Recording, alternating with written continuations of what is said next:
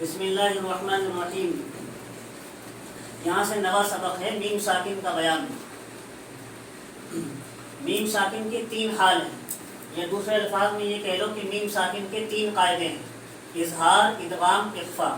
میم ساکن کے بعد اگر دوسرا میم آئے تو ادغام ہوگا، یعنی اس میں غنہ بقدر ایک الف کے برابر پڑھیں گے. جیسے امن، یہاں میم ساکن کے بعد دوسرا میم آیا تو یہاں بھی غنہ کر کے پڑھیں گے. میم ساکن کے بعد اگر با آئے تو اخفاء شفوی ہوگا، اس میں بھی غنہ بڑھا کر پڑھیں گے ایک الف کے برابر. جیسے ام بھی، میم ساکن کے بعد اگر با آئے گا تب بھی غنہ کریں گے. میم ساکن کے بعد اگر میم اور با کے علاوہ کوئی اور حرف آئے تو اظہار شفوی ہوگا. جیسے علیہم والضالین، علیہم کے بعد باؤ آ گیا، باؤ میم کے علاوہ ہے تو یہاں غنہ نہیں ہونے گا، اس میں غنہ بالکل نہیں کریں گے. یہ تین قاعدے پورے ہو گئے. اب ایک قاعدہ الگ سے بتا رہے ہیں، میم اگر مشدد ہو تو بقدر ایک الف غنہ بڑھایا جائے گا. میم پر کہیں بھی اگر تشدید آ رہی ہے تو ایک الف کے برابر غنہ کر کے پڑھیں گے. اس میں میم پر جہاں بھی تشدید آ رہی ہے اس میں ایک الف کے برابر غنہ کر کے پڑھیں گے، چاہے وہاں وقف کر رہے ہوں یا ملا کر پڑھ رہے ہوں. جیسے عما، میم پر تشدید کہیں بھی آ رہی ہو ایک الف کے برابر غنہ کریں گے. اسی طرح نون پر تشدید کہیں بھی آئی ہو قرآن میں، وہاں بھی ایک غنہ کر کے پڑھیں گے ایک الف کے برابر. اچھا، غنے کی بات کیا ہے؟ غنے سے مراد یہ ہے کہ ان کا تلفظ کرتے ہوئے ایک جھنجھناہٹ سی ناک میں محسوس ہوتی ہے، ناک میں کر کے اس کو پڑھا جاتا ہے. آگے 10واں سبق ہے نون ساکن اور تنوین کا بیان. نون ساکن اور تنوین کے چار حال ہیں، انہوں نے لکھا ہے. دوسرے الفاظ میں کہہ لو نون ساکن اور تنوین کے چار قاعدے ہیں. نمبر 1 اظہار، نمبر 2 ادغام، نمبر 3 قلب، نمبر 4 اخفاء. نون ساکن کے تنوین کے بعد اگر حروف حلقی حمزہ، ہا، عین، ہا، غین، خا ان میں سے کوئی حرف آئے تو اظہار حلقی ہوگا، یعنی نون ساکن اور تنوین کو غنہ بڑھائے بغیر فوراً ظاہر کر کے پڑھیں گے. جیسے انعمت، کفوا احد، ان میں غنہ نہیں کریں گے. نون ساکن تنوین کے بعد حروف حلقی میں سے کوئی حرف آئے تو غنہ نہیں کریں گے. نون ساکن تنوین کے بعد حروف یرملون، یا، را، میم، لام، واو، نون میں سے کوئی حرف آئے تو ادغام ہوگا ان میں. اس میں تفصیل بتا رہے ہیں، لام اور را میں ادغام تام بلا غنہ ہوگا، اور یومین کے 4 حرفوں میں ادغام ناقص یعنی غنے کے ساتھ ہوگا. یہ حصہ سمجھ لو، نون ساکن تنوین کے بعد یا، واو، میم، نون آئے تو وہاں غنہ ہوگا، اور نون ساکن تنوین کے بعد صرف لام اور را آئے تو وہاں غنہ نہیں ہوگا.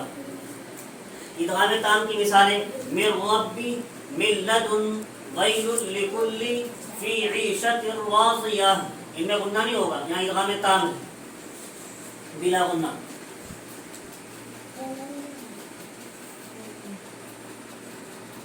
اور ادغام ناقص میں تمہیں بتایا گیا غنہ ہوگا. جیسے فمن یعمل، یہاں نون ساکن کے بعد یا ہے یومین کے حرفوں میں سے، فمن یعمل تو یومین کے حرفوں میں 4 حرفوں میں سے کوئی حرف آئے گا تو وہاں غنہ ہوگا نون ساکن یا تنوین کے بعد.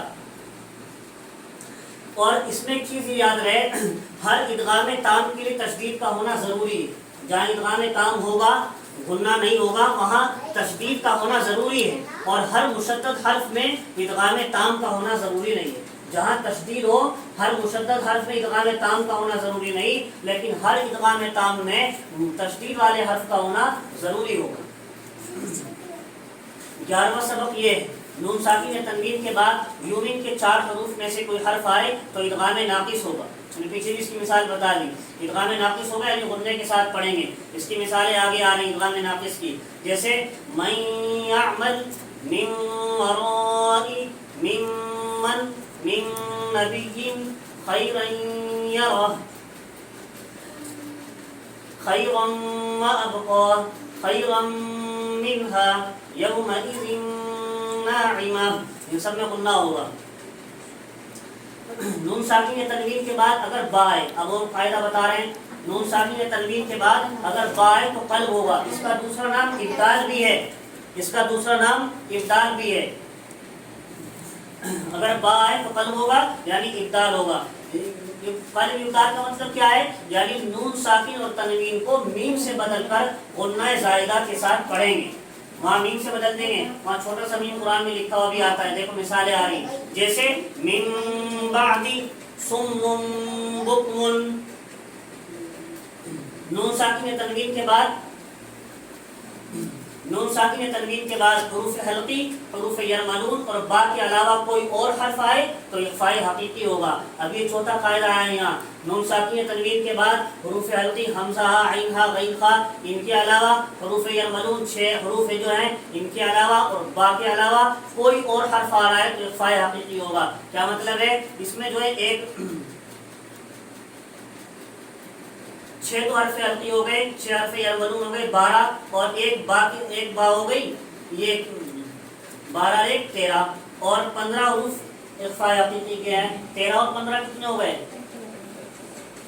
28 اور ایک الف ہے تو یہ 29، تو پہلے گن لو، ایک الف اور 6 حرف حلقی 7 اور 6 حرف یرملون اور 13 اور ایک با 14 حروف کے تو قاعدے الگ، 14 حروف چھوڑ کر، بس یہ سمجھ لو 14 حروف چھوڑ کر 29 حروف میں سے جو باقی 15 حروف اب بچے ہیں ان 15 حروف میں اخفاء حقیقی ہوگا، 15 حروف میں اخفاء حقیقی ہوگا۔ اخفاء حقیقی کے 15 ہی حروف ہیں جو بتا رہی تمہیں 14 حروف چھوڑ کر باقی 15 حروف اخفاء حقیقی کے ہیں، تا سا جیم دال زال زا، اس طرح وہ الگ سے قاعدے میں تم نے پڑھ بھی لیے ہوں پہلے۔